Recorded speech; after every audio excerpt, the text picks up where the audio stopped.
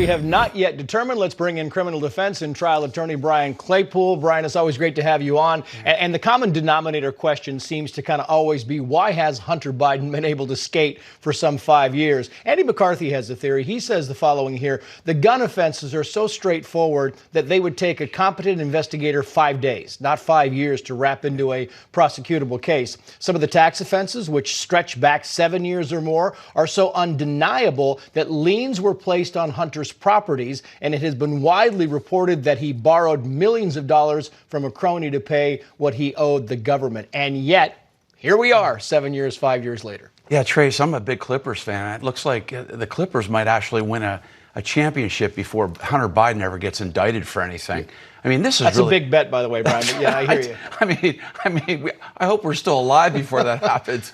But look, this is serious stuff, right? Yeah. I mean, President Trump was indicted by a politically motivated gentleman named Alvin Bragg for essentially, Trace, bookkeeper fraud, right?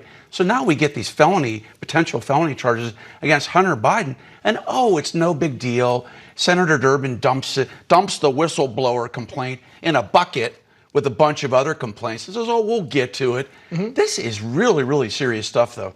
You've got allegations by a whistleblower that there's favoritism going on, that protocol is not being followed. Who, by the way, says he's got corroborating evidence, and that, maybe the DOJ General Inspector is actually looking at that evidence as we sit here and talk. Right. And on top of that, to take the cake, this whistleblower has potential evidence that a high-ranking official in the DOJ lied at a congressional committee hearing. Yeah. You don't think that should be taken seriously? I mean, that proves the fact people are tired. They're drained. They want equal justice for all. Right. And this is not equal justice. Yeah. And I want to kind of move ahead now to these 51 Intel. This letter, I mean, it's just fascinating because really got a little coverage in the first couple of days. Now people are ignoring it. This is the letter. And the 51 Intel official said that the Hunter Biden laptop had all the hallmarks of Russian disinformation. Well, now we know it kind of went back to the Biden campaign.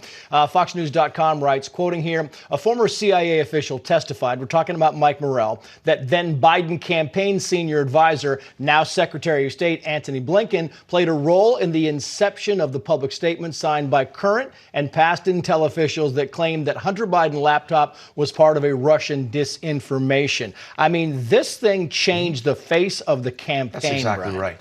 And that's exactly right. And that's a hypocrisy, right? President Trump is indicted for allegedly trying to influence the election with this hush payment to Stormy Daniels. Yet you've got this with Antony Blinken potentially involved, 51 people flat out lying about this being Russian propaganda to influence the election, yet nothing's done with that, and Trump's facing criminal charges. If that is not a double standard in our justice system, then there never will be. But, you have some of the defenders saying, on page 8, they were saying that they didn't really have the information. No, the headline was all the hallmarks of Russian disinformation. And, and President Biden, then candidate Biden, repeated that in the debate, and that seemed to sway the media. Absolutely. 10 seconds. Yeah, absolutely. That's fiction. If you don't have the information to support something that's going to influence an election, then don't propagate this flat-out false information.